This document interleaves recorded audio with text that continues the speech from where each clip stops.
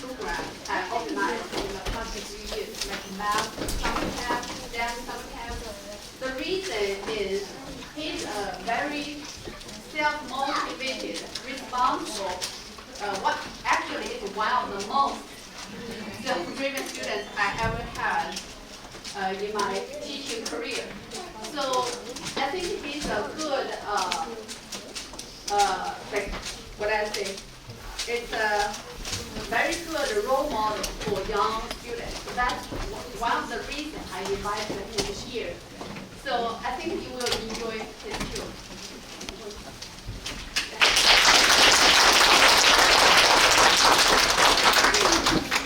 I get so excited when I see everyone playing with their Rubik's Cubes and decks of cards, because these are things that I love.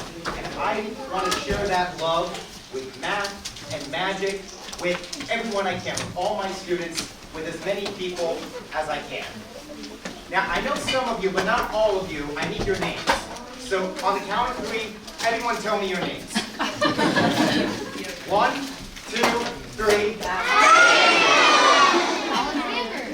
Okay, I got it, I think. Ask me at the end. Just so everyone doesn't forget, my name is Isaac. Like Dr. Joe said, I was her student. We have a bunch of papers published in mathematical journals, and we're still working on getting a few published. It's been a great research career. Dr. Joe is amazing. Can we just give everyone a round of applause?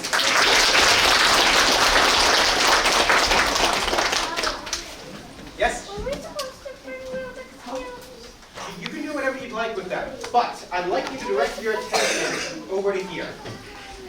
Because in this bag and in your hand, we have not only the most popular puzzle, but the most popular toy. It was created in 1980 by Erno Rubik.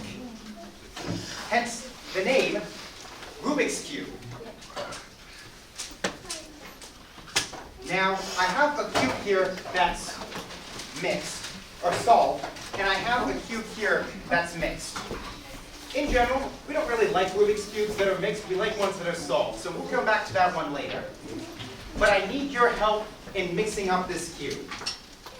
I'll get it started, and then I need some people to help me out. So just give it a few twists and mix it up, please. Just a couple twists. Maybe one more. We want to get as many people involved as possible. That's good, that's good. Okay, let's come over here now. Oh, if you'd like to do it, I just make a couple twists, That's good. Hand it to him, please. Thank you very much. I love your Paw Patrol shirt. That's great. You'd like to help? All right. Just make a couple twists, please. Mix it up nice and good. That's perfect. And then how about a couple twists, please. All right, I see 2 hands up over there. I see you. I'm coming. All right, just got to squeeze through right here. Excuse me. All right. Mix it up nice and well. Oh, you got 2 cubes. You're a pro. You know what you're doing. Here we go, a couple twists. That is good, couple twists, and these will be the last ones. That's good. Actually, you know, a couple more. All right, that's good. And then 2 more twists, 2 more twists. All right, that's good. All right, go messy. All mixed. Now, I've already shown you that I can solve the cube, and I've shown you how to do that. But I don't want to make this too easy on myself. I want to solve this Rubik's Cube while reciting, I wish blindfolded. That's a good idea though, maybe next time. But I'm going to be solving this cube while reciting the first 100 digits of pi. Everyone knows what pi is, right? You do raise your hand. 3.14159265358979323462643265 and it goes on and on. First 100 digits while solving the Rubik's Cube. But I need complete silence.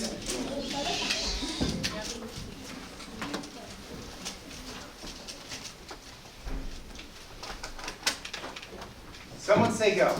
Go!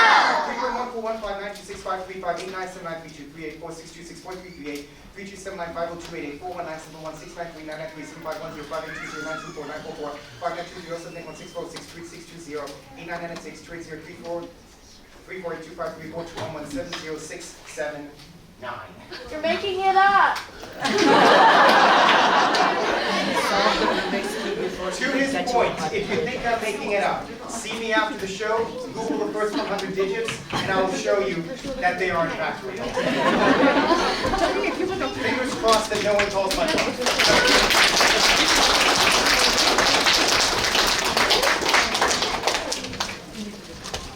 I need a volunteer.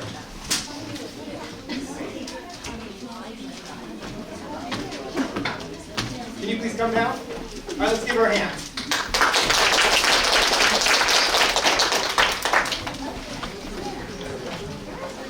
Pardon the mess. I'll have you sit right here.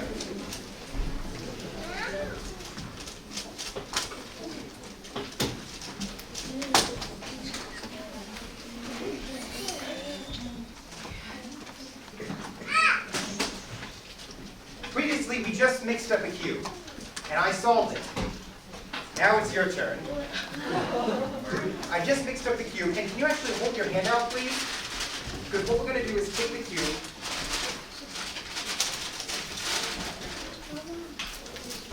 now, snap your fingers.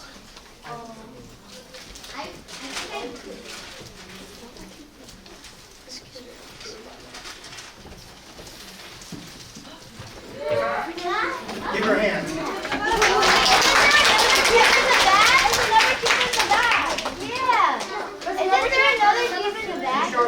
Solve the Rubik's Cube. I can't see.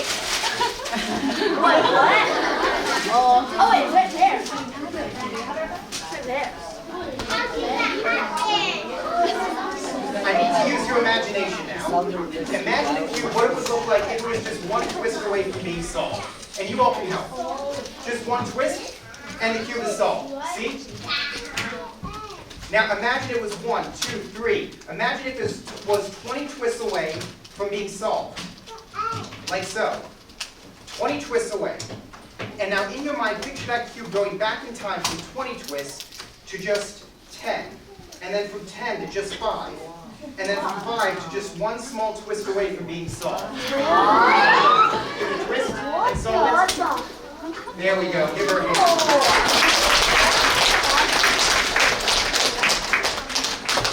Now, that is my favorite way of solving the cube because it's slow and gradual.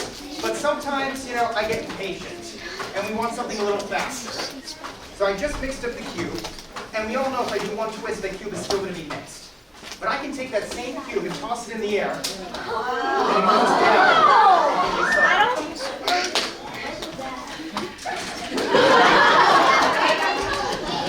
Can you help me, please? I've got a silver cube here, and I have a second cube in this bag. Can you take that one and mix it up?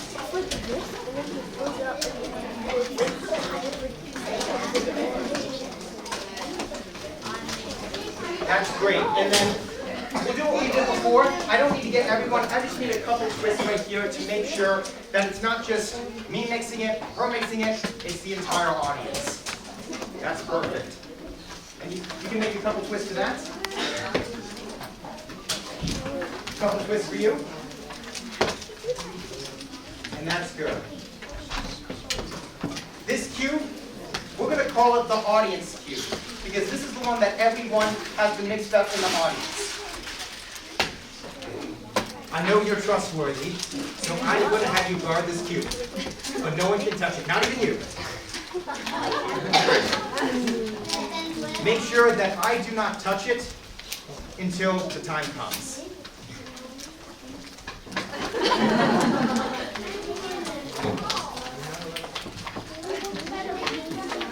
What I'd like for you to do is to choose a color, but I want everyone to know what color you choose.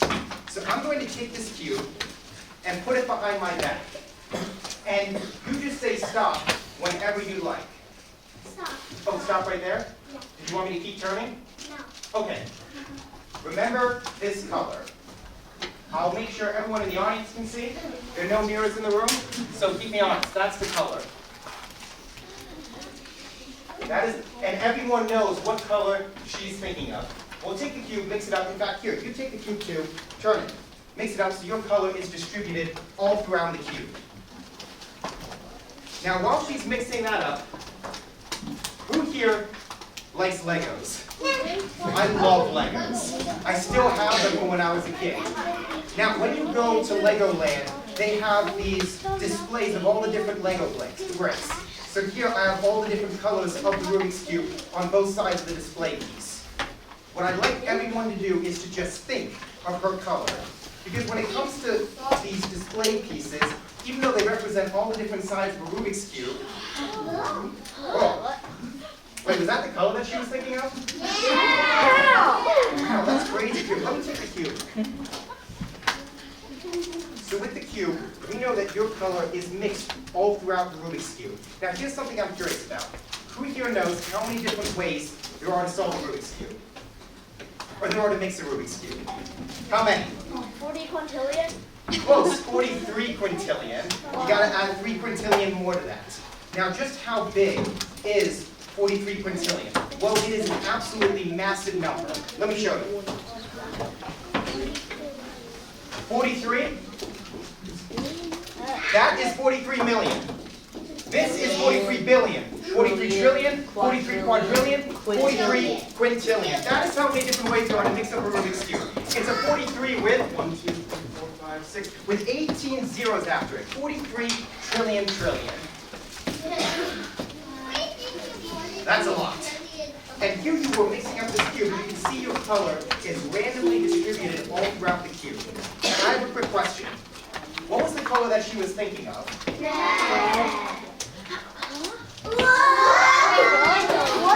Give yourselves a hand.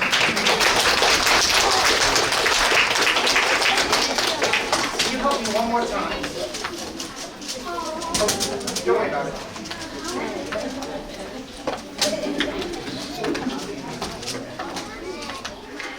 You've been such a great helper that I'd like you to pick a second helper to come help me to finish the trick. Give her a hand.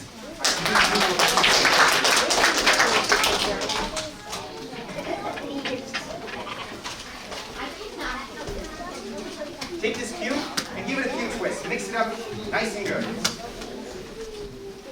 And I need a second mixer.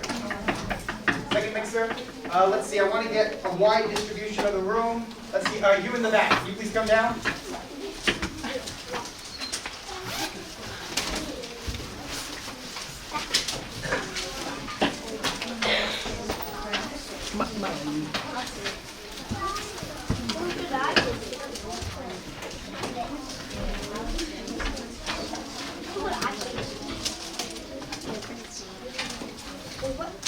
She did an excellent job mixing the cube. You're going to give it a few more twists. Have I talked with either of you? Oh, wow, you know how to do it. Just be gentle with it, okay?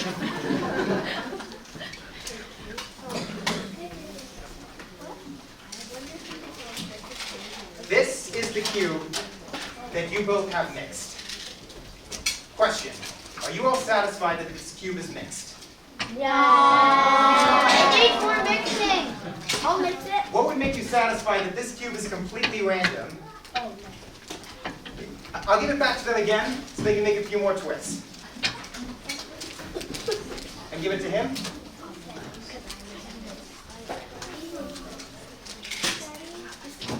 Now are you satisfied that the cube is mixed? Yeah. No! He's solving it. Keep mixing it, keep mixing it, keep He's mixing solving it. it. But don't solve it. There are 43 quintillion different ways to mix a Rubik's Cube. 43 quintillion ways to mix a Rubik's Cube. Just how big is that number? If I was standing at the creation of the universe with a Rubik's Cube, and I made one twist every second, even to this day, I would not have created every possibility. There are more ways to mix a Rubik's Cube than there are seconds since the creation of the universe. You two did an excellent job mixing this cube. that mixed cube has been on this table the entire time.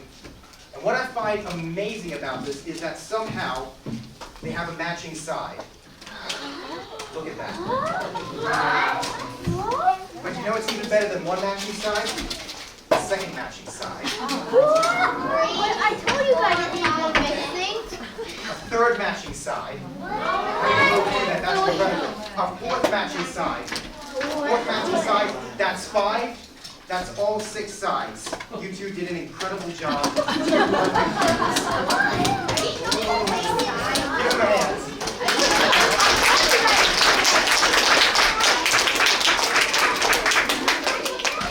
You two can go back to your seats. Thank you. But here's the thing. Both of them mixed up that cube. We had a community cube that all of you have been mixing up. Has anyone gone near that cube? Have I gone near that cube? Keep me honest. I don't have any cubes up my sleeve, right?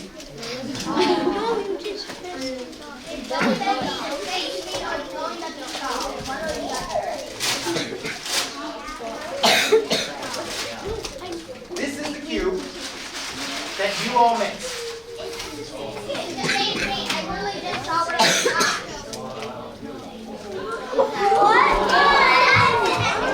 That's one side, that's a perfect match. A second side. 3, 4, 5, all 6 sides.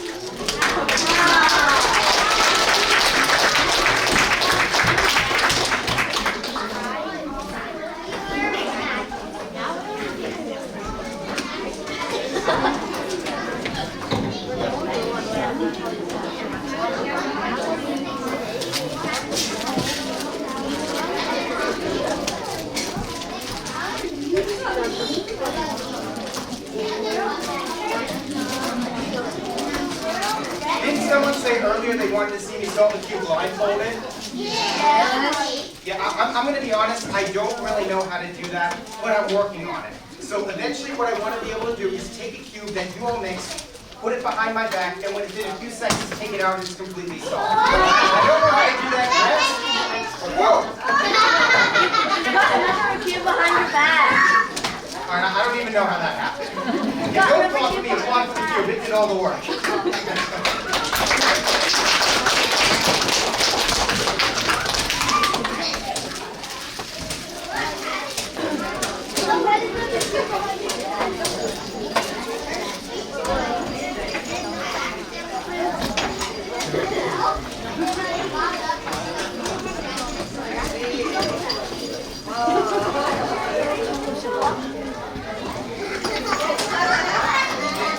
Well, that's not coming off. 给你，给你。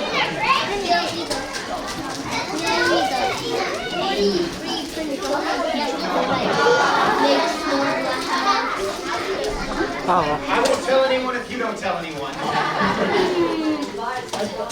won't tell anyone. What is on? Oh, no! It is on there. Everyone knows. Hold on. Ah, there we go. Now everyone knows. Go sit.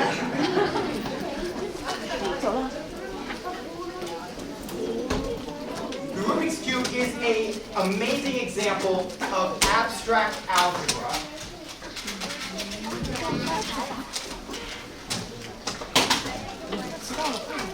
Abstract algebra says this.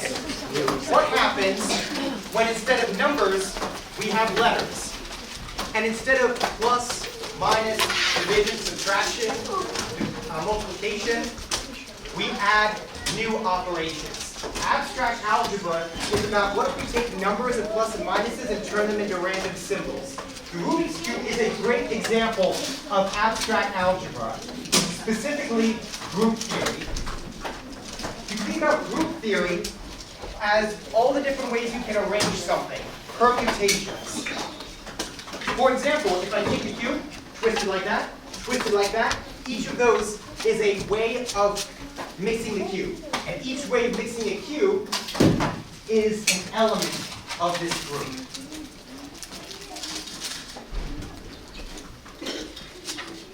sometimes we want to go beyond abstract algebra. We want to actually learn the structure of something. Enter topology.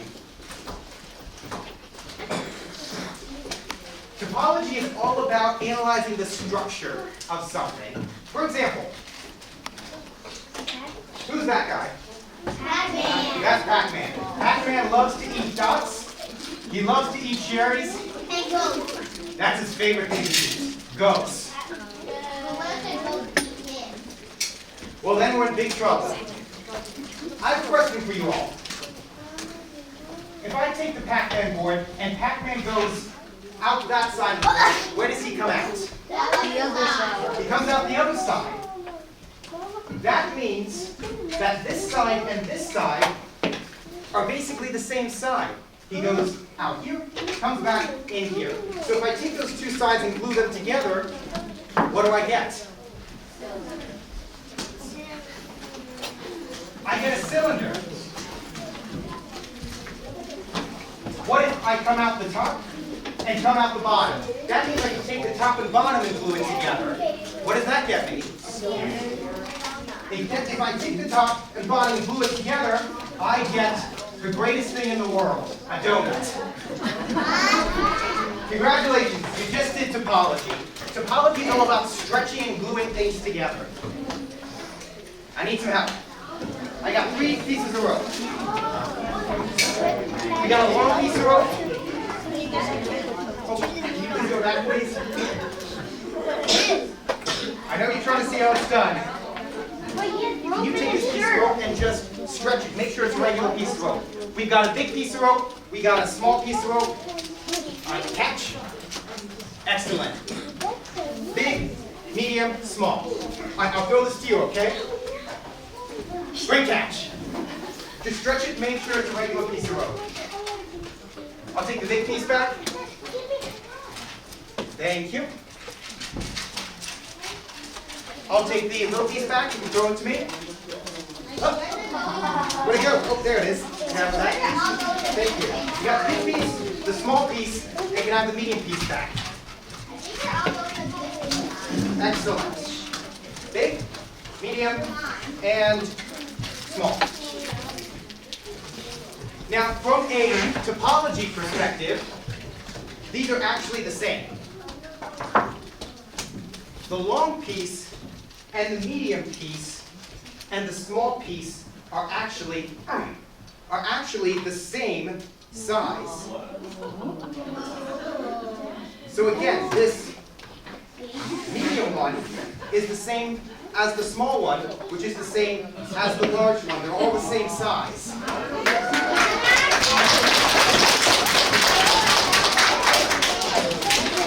That's a good question. I have no idea which one is which. So let's get rid of one. We don't need that one. So with 2 pieces of rope that are the same size, again, topology is about stretching, squeezing, and also gluing together to give us one long piece of rope. Now let me state that again, because it happens pretty quickly. So like I said, topology is not about cutting things, even though we can do that if we want to give us 2 pieces of rope. Topology is more about gluing together to give us even bigger structures.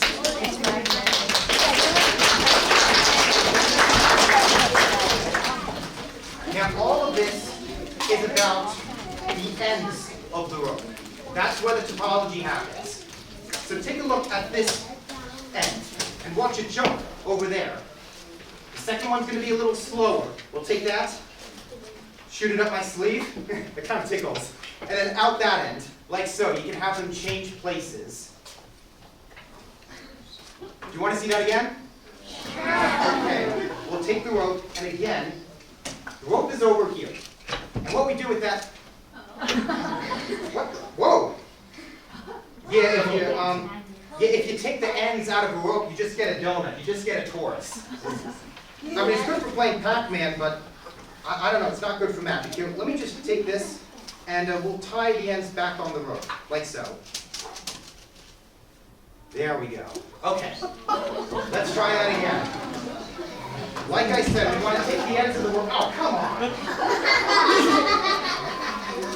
So like I said, we'll try it again. Put it back on. I think I got it this time. So again, we got to take the ends and come on. You know, I don't think this is going to work. Let's try something else. I need you to help me. We have here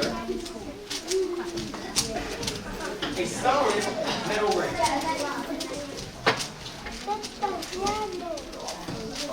Here we have a rope, and here we have what looks like a donut. It's a pretty thin donut, though. Can you take a look at this, please? Show it to everyone around. Excellent. And just kind of feel around it. Make sure there aren't any holes in there. Now, while she's doing that,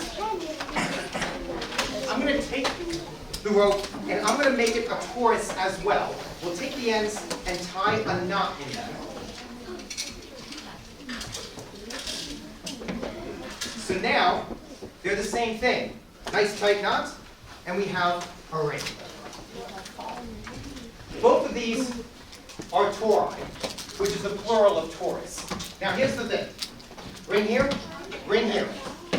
They cannot link together. Things that are separate are topologically the same thing, are different from things that are linked together. Watch.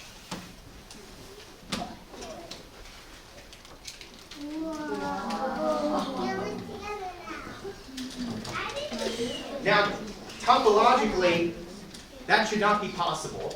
In fact, it's an illusion. Here, can you help me out, please?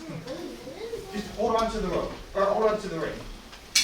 It's just an illusion, and it comes right off. But it's a very convincing illusion. Who wants to see that again? I'll come over here this time so you can get a good look at it. This time, I'll take the ring and throw it onto the rope. But only when you're ready. Say throw. And it joins the rope.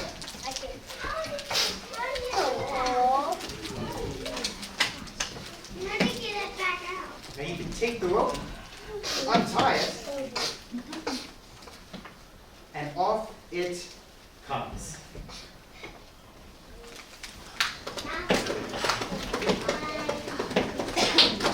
Now we've been doing all this with one rope, but question, how many ropes should we start out with? We've got 2 ropes here, and our 3rd rope here. Now remember, this is all about topology, where we don't care about the lengths, because the medium one is the same as, the small one is the same as the big one. Can you do me a favor, please, and hold on to that one? That's actually the medium one. Now, can you please hold on to this one? That's the large one. And this one right here is the small one. You have the large one, and you have the medium one. Give them both a hand.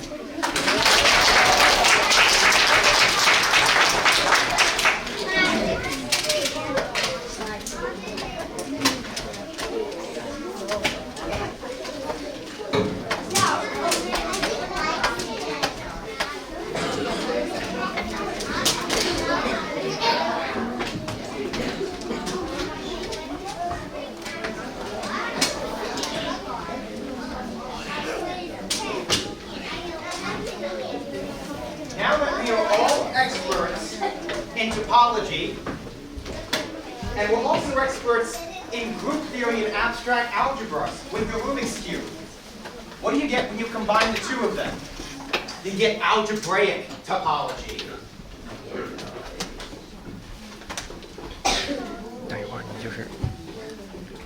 That's a class that I'm taking this semester, and it's difficult.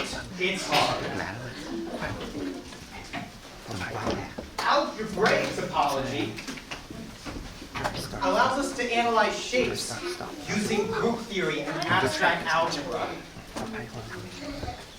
A good starting point for abstract algebra is homotopy theory. What does homotopy theory analyze? It analyzes loops. That looks more like a bean than a loop. Here, let me do a different one.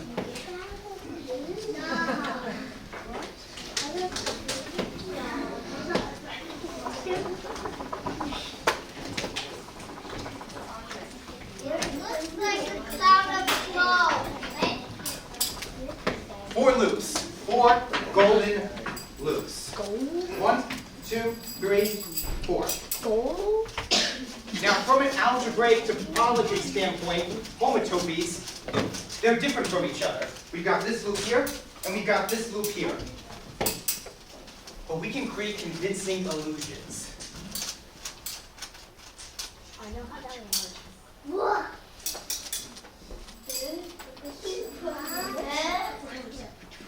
Now,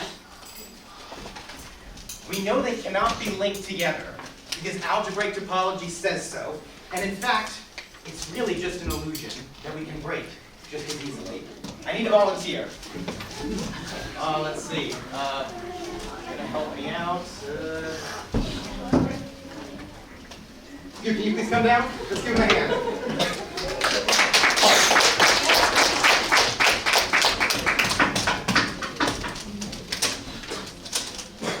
What I'd like you to do is to take the ring and just feel around it. Make sure it's nice and solid, and then you're going to hold it like this, with both your hands at the bottom, because I want to pass through the ring, not your hand. Watch. Nice and steady.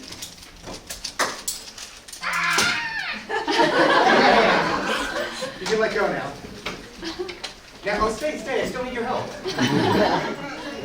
Now, if that was fast, that's even faster. Take a look. Give it a good tug. That's right on there.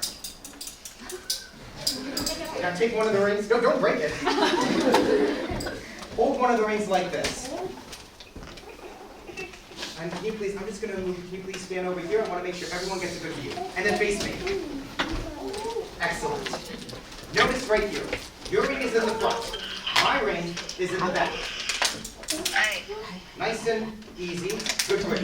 That is solid on solid. Give him a hand.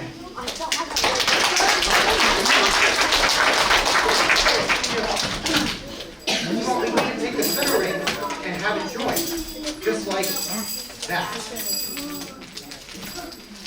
It takes a little bit of effort because it's got to join the other ones. Put out one finger, please. Right there in the center. And on your finger, we get it to dissolve. One more time.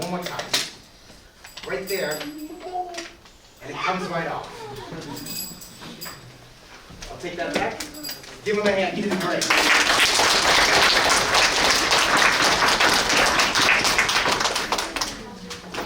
Like I said, they aren't actually linked together. It's just an illusion because we know with algebraic topology that these cannot really be linked.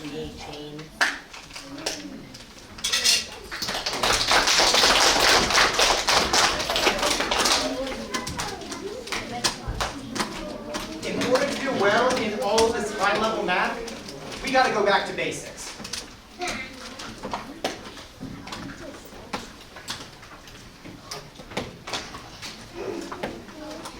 And what could be more basic than arithmetic? Addition. But it's addition like you've never seen before. A well-mixed deck of cards. But we'll give it a couple more shuffles just to err on the side of safety, because you never want to play with the deck unless it's been mixed first. Now, question. Who is familiar with blackjack? Here's the object of the game with blackjack. The magic number is 21.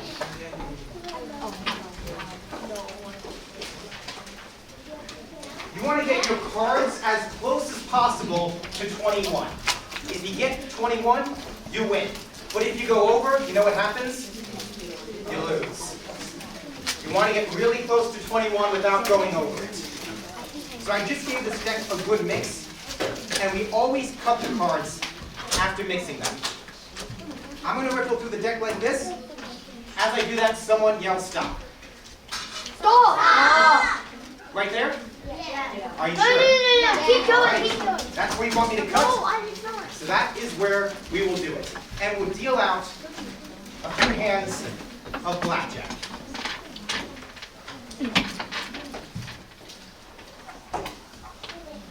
Six plus 8, 14. 3 plus 4, 7. 2 plus ace, 7 plus ace. Not really the best hands. Let's see what hand you all gave me. That's what we call blackjack. All the faces are tens. So like kings, queens, and jacks, those are tens. Aces, they get to be ones or 11s. 10 plus 11, that's 21. If it's still a little confusing, don't worry. I'll explain it some more. We just have these hands here. Check it out. 6 plus 8, that's 14. We want to get this close to 21.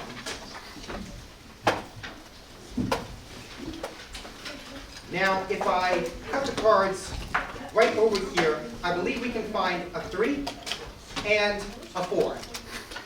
Take a look at this. 8 plus 6, that's 14. Plus 3 is 17. Plus 4 is 21. We have a winner.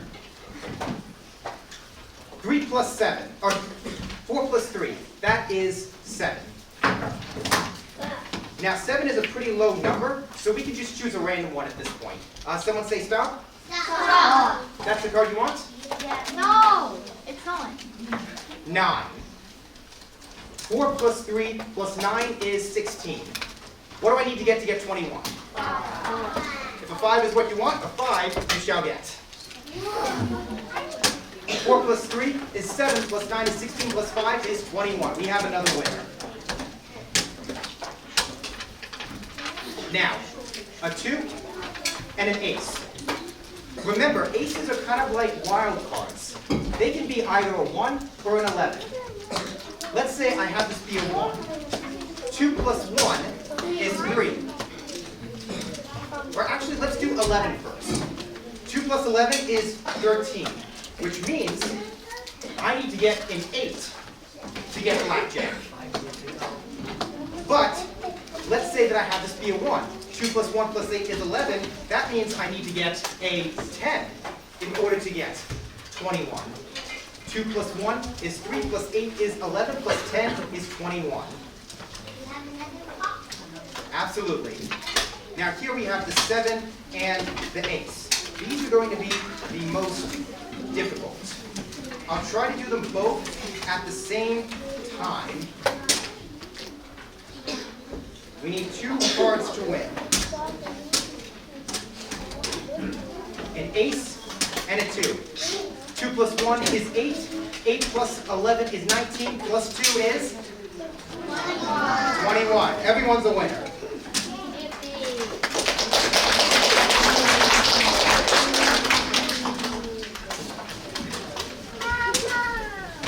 But just because we're going back to basics doesn't mean it has to be basic.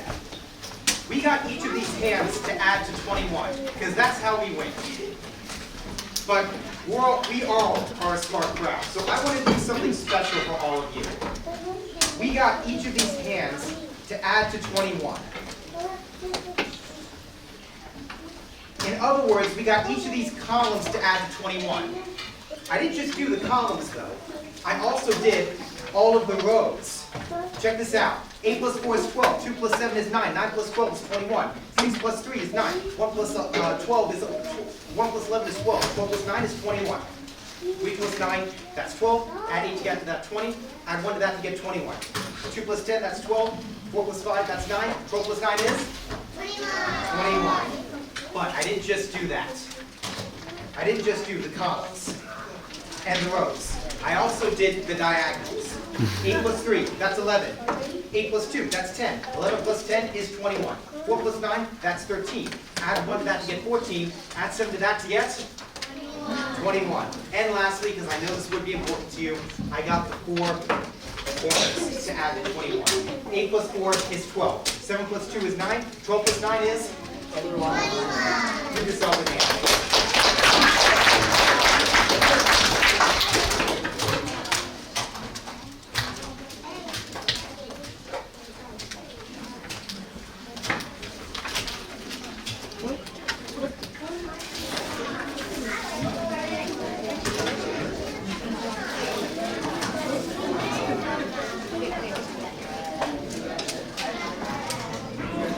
Really great. I love doing magic. I love sharing my love with others. I'm Dr. Joe. Actually, we still have time for one more, right? Yeah. Okay, great. Oh, excellent. Nicely mixed deck of cards. We'll do that one more time. And while I'm doing that, can someone please tell me how many different ways are there to mix a deck of cards? 43 quintillion. It's even bigger than 43 quintillion, which is the number of ways to mix up a Rubik's Cube. Yes? It's yes, but it's a lot bigger than that. Check this out. 52 with an exclamation point at the end. 52 factorial? Factorial, yes. That does not mean I'm really excited about the number 52. It means factorial, which is 52 times 51 times 50 times 49 times 48 times all the way down to 3 times 2 times 1. And that equals, I'm kidding. Just how big is 52 factorial? It's really big. But we're going to make it even bigger.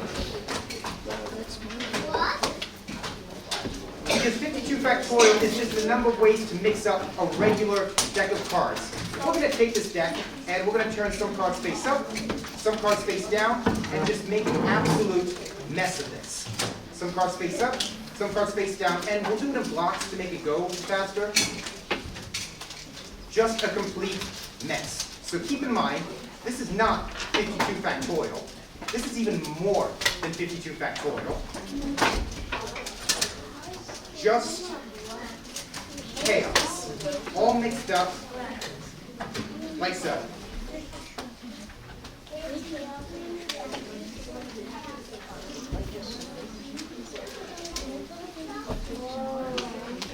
I never did answer my question though. Just how big is 52 factorial? Well, imagine a trillion universes. Each of those universes has a trillion planets. Each of those planets has a trillion people, each of whom has a trillion decks of cards. If everyone shuffled all of their decks at the same time, 1 time per second, it would take over 1 trillion years to create every possibility. That means there are more ways to mix up a deck of cards than 1 quintillion Rubik's Cubes. And the fact that we turn all these cards face up and face down makes it even worse. Some cards face up, some cards face down. Let's see if we can find, we got back-to-back cards. Utter chaos. But what's our job as mathematicians and as students? Our job is to look into that chaos, into that disorder, and find patterns and equations and beauty. Because the fundamental principle of all mathematics is that no matter how chaotic something is, we can always find the order, the patterns,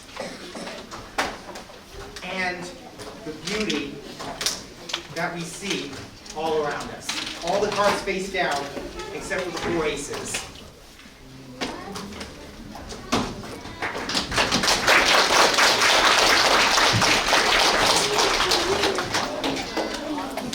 But sometimes we don't just get a glimpse of that. The more time I spend in graduate school, the more I realize how much math there is to discover. And maybe one day,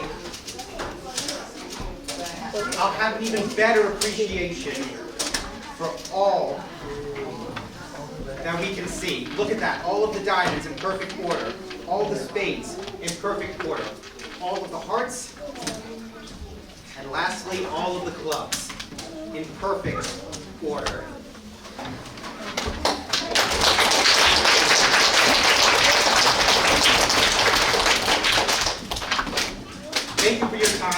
been a wonderful audience. Thank you for helping me to bring magic to life.